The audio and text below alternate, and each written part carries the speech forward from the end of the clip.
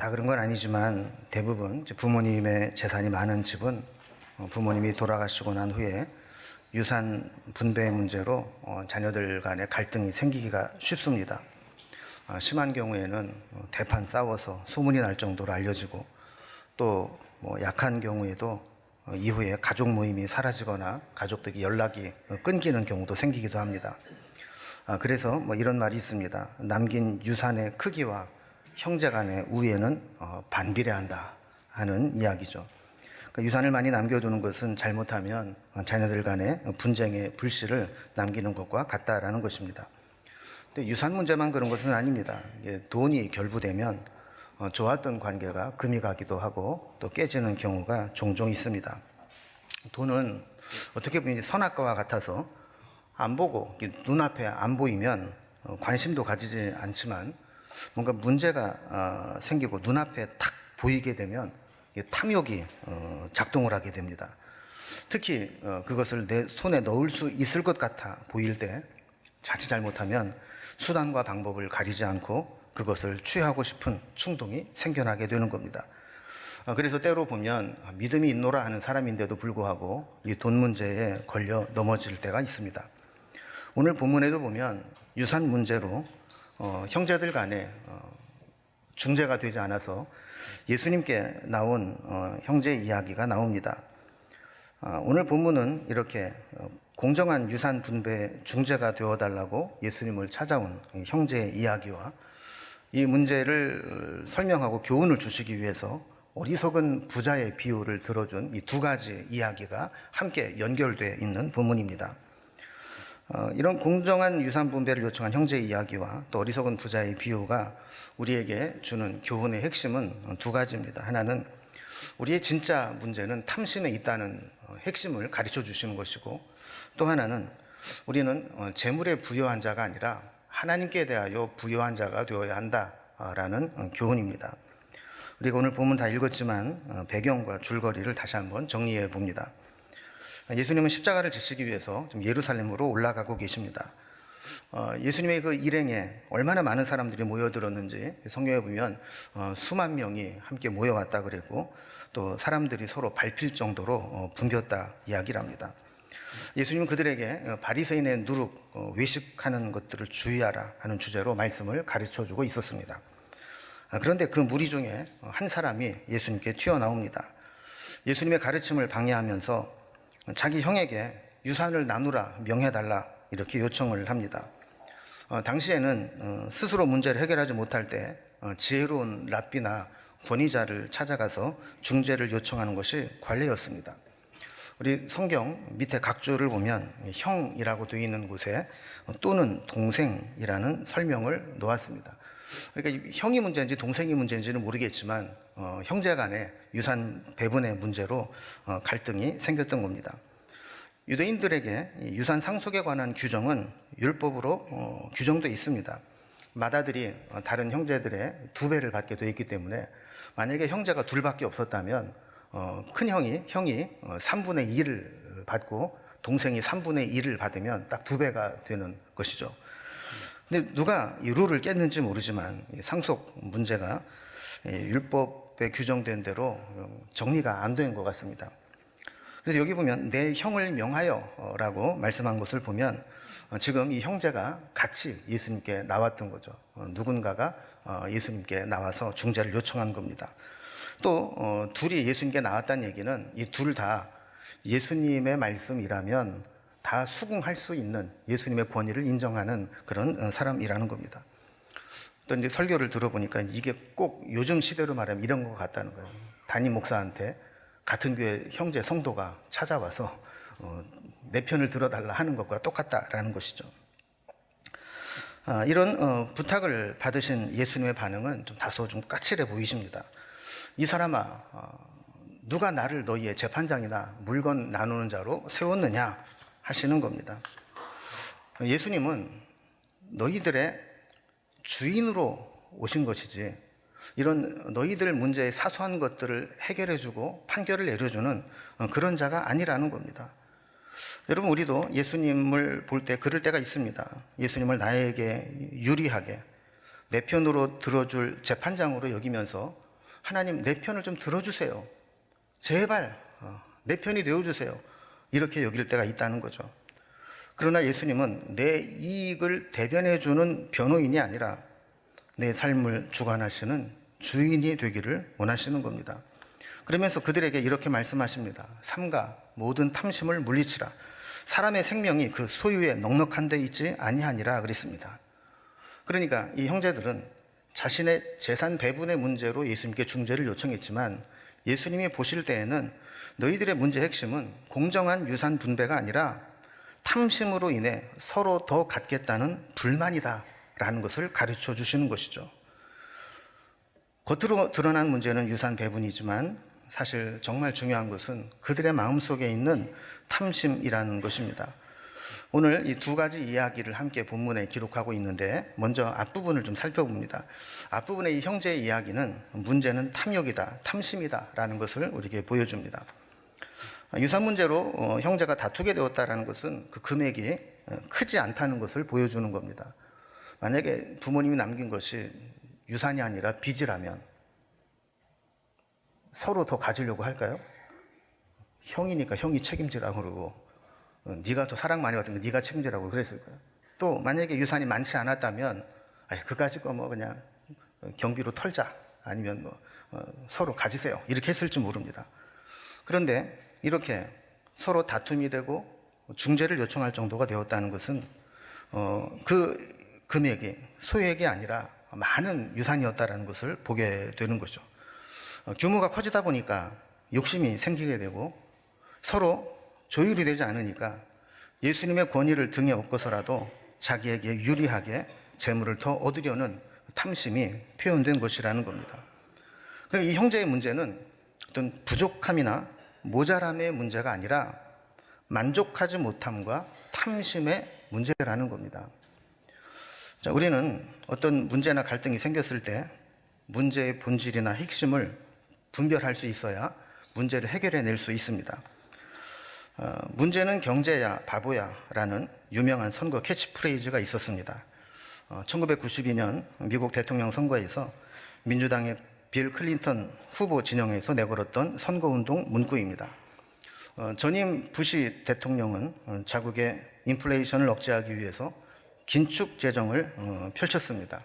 그 결과 미국의 불경기가 맞닥뜨리게 된 거죠. 의도된 불경기였지만 잘 잡히지 않아서 민생 경기에 민감한 국민들은 불만이 쌓일 대로 쌓여 있었습니다. 이렇게 불만이 쌓인 백성들에게 호소하고 자극하면서 내건 문구가 문제는 경제야 바보야 라는 것이었습니다. 그 핵심을 정확히 찌른 이 민주당의 선거운동 구호는 결국 성공해서 클린턴이라고 하는 사람을 대통령으로 선출하게 되었습니다. 우리도 마찬가지입니다. 우리의 삶이나 신앙에도 문제의 핵심을 정확히 파악하는 것이 중요합니다. 아니 이런 관점으로 예수님이 평가를 내리셨다면 이 형제들에게 이런 말을 하셨을 겁니다. 문제는 탐심이야 바보야. 누가 유산을 조금 더 얻느냐 이게 문제가 아니라 너희들의 진짜 문제는 너희들 속에 있는 탐심이야. 이 말씀을 예수님은 하시고 싶었을 겁니다. 우리도 그렇습니다. 우리 속에 있는 탐심의 문제를 해결하지 못하면 우리는 올바른 삶을 살아가기가 어렵습니다. 물론 우리는 정당한 방법으로 자기를 개발하고 발전시키고 더 나은 단계에 이르고 또 미래를 대비하는 것 이런 것까지 통틀어서 탐욕이다 이렇게 부르지는 않습니다. 필요 이상의 것을 부당한 방법으로 잘못된 목적을 위해 가지려고 할 때 우리는 그것을 탐욕이라 부르게 되는 겁니다. 예수님의 중재를 요청하며 찾아온 형제들도 겉으로는 공정한 재산 배분의 문제이지만 근본적인 핵심은 탐욕이라는 겁니다. 오늘 말씀을 다시 보면 14절에 유산의 분배의 중재를 요청하는 사람에게 예수님은 누가 예수님을 재판장이나 물건 나누냐 세웠느냐 이렇게 책망하신 후에 15절에서 삼가 모든 탐심을 물리치라라고 교훈하십니다. 그러면서 사람의 생명이 그의 소유에 넉넉한 데 있지 않다라고 말씀을 하시는 거죠. 탐욕이 작동을 하면 지금 내가 좋은 것을 취하지 않으면 안 된다 이런 생각에 사로잡히게 됩니다. 그러나 그때 조금 좋은 거 선택한다고 해서 그것이 내 생명에 중대한 영향을 끼치는 것은 아니라는 겁니다. 또한 모든 탐심을 삼가라 그랬을 때 이 모든 탐심은, 모든이라는 것이 두 가지로 해석이 가능합니다. 하나는 어떤 처지에 있는 사람이든 모든 사람은 다 탐심을 가질 수 있다는 겁니다. 뭐 가난하다고 욕심이 있고 부자라고 욕심이 없는 게 아닙니다. 가난하든 부하든 모든 사람은 욕심이라는 것을 기본적으로 장착하고 살아갑니다. 누구도 이 탐심에서 자유로울 수 없다라는 것이죠. 또 하나의 모든의 해석은 우리가 욕심을 내는 영역이 무수히 많다라는 겁니다. 꼭 먹는 것이나 물질의 문제만이 아니라 높은 자리에 오르고 싶은 욕심, 사람들에게 더 인정받고 싶은 욕심, 생리적인 욕구를 쾌락으로 충족시키고 싶은 욕심, 경쟁에서 이기고 지배하고자 하는 욕심, 높은 자리에 올라서 내 말로 영향을 끼치고 싶은 욕심, 이런 여러 가지 욕심들이 우리 속에는 있습니다. 그래서 이 사람들과의 관계를 맺고 대화를 하고 살아가는 과정 가운데 우리도 모르는 사이에 미묘하게 내 욕심을 채우고자 하는 그 심리적 작용이 작동하고 있는 겁니다. 골로새서 3장 5절 말씀을 보면 우리 속에 갖지 말아야 될 것들을 열거하면서 이것의 중심이 되는 탐심은 우상숭배다, 이렇게 말씀하고 있습니다. 그럼 탐심이 어떻게 우상숭배와 연결이 될까요? 우리 속에 어떠한 것에 대한 욕심을 품고 그것을 탐하게 되면 그것이 내 마음속에 하나님을 모셔야 될 자리를 차지하고 만다라는 겁니다. 우리는 하나님 중심으로 하나님을 기쁘시게 하기 위해서 하나님을 위해 살아가야 되는 존재이고 우리 마음의 중심에 하나님을 모시고 살아가야 되는데 내가 무엇을 탐하는 마음, 탐심이 생기게 되면 내가 탐하는 것이 그 자리를 차지해버리고 만다라는 것이죠. 그래서 그것을 관리하지 못하게 되면 우리는 그것을 하나님처럼 모시게 되고 그 탐심의 노예가 되고 마는 겁니다. 탐심은 시기와 다툼과 분쟁의 불씨가 됩니다. 탐심은 우리의 관심과 시선을 소유에 둡니다. 어떻게 하면 소유를 더 많이 늘릴까? 어떻게 하면 더 많이 쌓아둘까? 여기에 관심을 두게 하기 때문에 탐심은 점점 하나님과 영혼에 대한 무관심으로 나타나게 되는 겁니다. 사람마다 모든이 다를 겁니다. 어떤 사람은 돈에, 어떤 사람은 권력에, 어떤 사람은 다른 사람에게 인정받고 싶은 것에, 어떤 사람은 생리적 욕구를 충족하는 것에 여러 가지 문제가 있을 겁니다. 나에게 가장 약한 탐심의 영역은 어떤 것이 있는지를 분별하고 그 탐심이 작동하지 않도록 우리는 매 순간마다 우리 자신을 쳐서 복종시켜야 하는 겁니다. 두 번째 단락을 봅니다. 이제 이 이야기를 설명하기 위해서 한 가지 비유를 드시는데 그것은 어리석은 부자에 대한 비유입니다. 16절 말씀을 보면 한 부자가 있었는데 밭에 수출이 풍성했다 그럽니다. 7절에 보면 추수한 것을 쌓아둘 곳이 없을 정도라고 설명을 하고 있습니다. 그러니까 뭐 한두 해 풍년이 아니고 여러 해 풍년이 지속되면서 창고에 쌓아도 쌓을 데가 없을 만큼 수출이 늘어난 겁니다. 요즘 말로 표현하면 돈이 막 달라붙는 겁니다. 행복한 고민이죠. 18절을 보면 이 부자는 이 문제를 해결하기 위한 대책을 세웁니다. 기존에 있던 곳간을 헐고 더 크게 창고를 지어서 그 속에 쌓아두겠다라는 겁니다. 지혜로운 것처럼 보입니다. 미래를 잘 대비하는 것처럼 보입니다. 생각만 해도 흐뭇한 일입니다.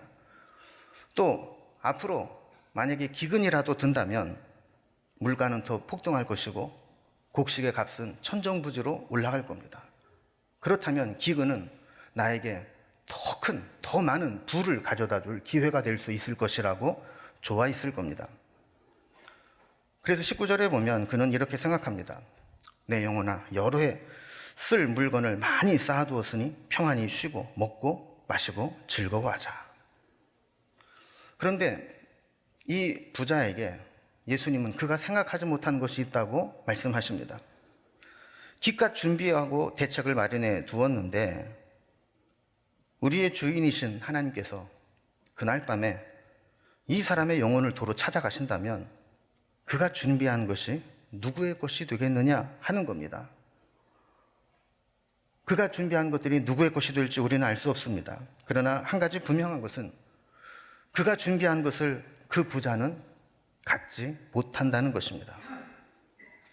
만약에 그가 생각한 대로 잘 모아두고 대대손손 넉넉하게 살았다면 그는 세상 사람들이 부러워할 만한 인생을 살았다고 할 수 있을지 모릅니다. 하지만 기껏 고생해서 쌓아두었는데 세상 말로 자기 재산 날도 모르고 아등바등 하다가 다 쌓아두고 마치는 날 하나님이 그 생명을 거두어 가신다면 그처럼 불쌍한 인생이 어디 있냐는 겁니다. 이런 사람을 향해서 예수님은 어리석은 자라고 부르십니다. 어리석은 자요.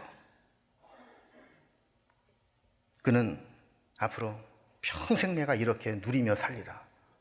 어쩌면 자녀들에게도 이 풍요로움을 넘겨주리라 생각했을지 모릅니다. 그러나 정작 그에게 남겨진 시간은 고작 몇 시간뿐이었습니다.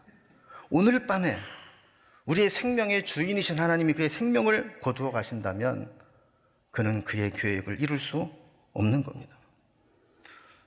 물론 부자들이 다 이렇게 단명하고 요절한다는 얘기는 아닙니다. 이 이야기의 핵심은 누구도 자기의 남은 때를 계산하고 알 수 없다라는 것이죠. 세상에는 이렇게 헛똑똑이들이 많습니다. 자기가 잘난 줄 알고 자기 생각이 옳은 줄 알고 모든 것이 자기 뜻대로 되어야 한다라고 생각을 하는 자들입니다. 그러나 하나님이 판결을 내리시면 자신의 생각이 얼마나 부족하고 헛된 것인가를 깨닫게 됩니다. 이런 이야기가 있습니다. 욕심은 사람을 어리석게 만들어 하나님 나라와 자기의 곳간을 혼동하게 만들고 의식주 문제에 묶여 살도록 하며 미래에 만나게 될 심판의 때를 보지 못하게 만든다라는 겁니다. 탐심에 이끌리게 되면 탐심은 우리를 어리석게 만들어 버립니다. 무엇이 중요한지를 분별하지 못하게 만듭니다. 곧 닥칠 내 미래에 대해서 예측하지 못하게 만듭니다. 2023년 개봉한 다큐멘터리 영화 어른 김장하라는 작품이 있습니다. 여기에 김장하 씨의 인생을 다룬 다큐인데 앞에 어른이라는 수식어를 붙였습니다. 여기에서 말하는 어른은 생물학적으로 오래 살았기 때문에 어른이라는 의미가 아닙니다. 그의 인생 자체가 남을 위해 살아왔기 때문입니다.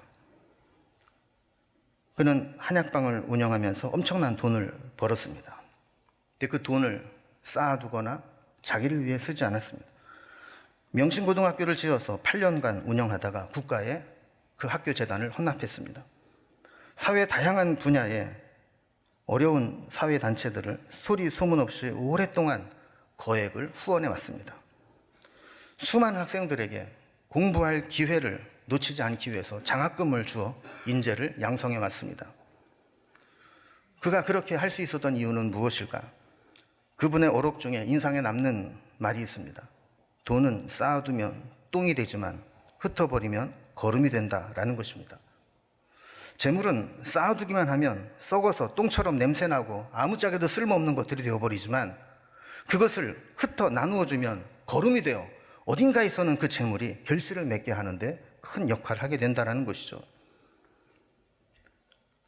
예수님은 21절에서 자기 재물에 부유한 자와 하나님에 대하여 부유한 자가 있다고 말씀을 하고 계십니다. 재물에도 부유하고 하나님에 대해서도 부유하다면 그보다 좋은 것은 없겠죠. 그러나 대부분의 사람들은 자기 재물에 예민하든 아니면 하나님께 민감하든 한쪽으로 치우치기가 쉽습니다. 이 부자는 자기 재물에 부유한 어리석은 사람이었습니다. 자기 창고에 쌓아두기만 할 뿐 꺼내어 즐기지도 못하고 나누지도 못하고 죽었습니다. 그는 죽기 직전까지 창고에 쌓인 재물을 생각하며 미소 짓다가 죽었을 겁니다. 34절 말씀처럼 우리의 보물이 있는 곳에 우리의 마음도 있기 때문입니다. 우리의 마음은 하나님께 두어야 되고 하나님으로 부요해야 합니다. 하나님께 대하여 부요한 자가 되어야 한다고 말씀합니다. 자기를 위해서 이 땅에 재물을 쌓아두기만 하는 어리석음을 벗어나 하나님께 부요한 자가 되라는 말씀이 무슨 의미인지를 깨달으라는 겁니다. 실화를 바탕으로 만든 영화 쉰들러 리스트를 우리는 기억합니다. 2차 대전 한가운데 독일 나치의 유대인 학살이 있을 때 유대인 1,100여 명의 고귀한 생명을 구해낸 사업가의 이야기입니다. 전쟁의 군수품 공장을 운영하며 번 돈으로 독일군 장교에게 뇌물을 주고 명단을 만들어 유대인들을 빼내어 살립니다. 전쟁이 끝나고 쉰들러 때문에 살아남은 유대인들은 자신의 금리를 뽑아 반지를 만들어 쉰들러에게 전해줍니다. 그 반지에는 한 사람을 구함은 세상을 구함이다라는 히브리 격언이 적혀 있었다고 합니다. 이 이별의 순간에 서로 끌어안고 차를 타고 떠나기 전에 작별 인사를 나누는데 쉰들러는 눈물을 흘리며 흐느끼듯 절규합니다. 더 구할 수도 있었을 거야. 어쩌면 더 살릴 수 있었는지도 몰라. 내가 돈을 좀 더 벌었다면. 너무 많은 돈을 낭비했어. 이 차 괴트한테 팔 수 있었을지 몰라. 내가 왜 안 팔았지? 10명은 더 구했을 거야. 이 배지로 2명은 더 구할 수 있었어. 최소한 1명은 더 빼올 수 있었어. 한 사람의 생명을 구할 수 있었다고. 내가 안 한 거야. 안 했다고. 그는 전쟁이 지속될 동안에 나름대로 한다고 했습니다. 하지만 전쟁이 끝나고 나서 보니까 내가 더 할 수 있었는데 못한 것에 대한 자책을 했던 겁니다. 오늘 말씀을 정리해 봅니다. 돈 문제는 물질의 문제가 아니라 영적인 문제입니다. 돈이 탐심과 함께할 때 돈은 단순한 화폐 단위가 아닙니다. 우리는 돈 때문에 하지 말아야 할 것들을 하고 돈 때문에 해야 할 일을 하지 못하게 되는 돈의 노예로 살아갈 수 있는 것이 가능하다는 것을 알고 있습니다. 오늘 말씀은 우리에게 이 세상의 재물보다 영혼에 더 큰 관심을 가져야 함을 가르쳐 주십니다. 그리고 우리는 우리 인생의 주인이 아님을 분명히 말씀하십니다. 우리는 잠시 하나님의 것을 맡아 관리하는 선한 청지기이고 오늘 밤에라도 주인이 나를 불러 결산하고자 하신다면 주님 앞에 결산해야 된다는 겁니다. 아는 것과 행함이 일치하기가 참 쉽지 않습니다. 그런데 아는 것과 행함을 일치하기 가장 어려운 주제 중에 하나는 재물, 물질에 관한 것입니다. 아무것도 가진 것이 없을 때에는 이런 물질에 대한 말씀을 들어도 부담이 안 됩니다. 그러나 조금이라도 손에 쥔 것이 있게 되면 그때부터 고민이 시작됩니다. 더 많은 것을 가지고 있는 사람일수록 이 고민의 문제를 해결하지 못합니다. 주님은 우리에게도 동일한 말씀을 하실 수 있습니다. 너에게 문제는 탐심이야. 그리고 너의 재물에 부요한 자가 될지 하나님에 대하여 부요한 자가 되어야 될지 생각해봐. 그리고 하나님에 대해 부요한 자가 된다는 것은 내가 어떤 삶을 살아야 될 것이라고 주님이 말씀하시는지 고민해봐 라는 말씀이죠. 쉽지 않은 주제입니다.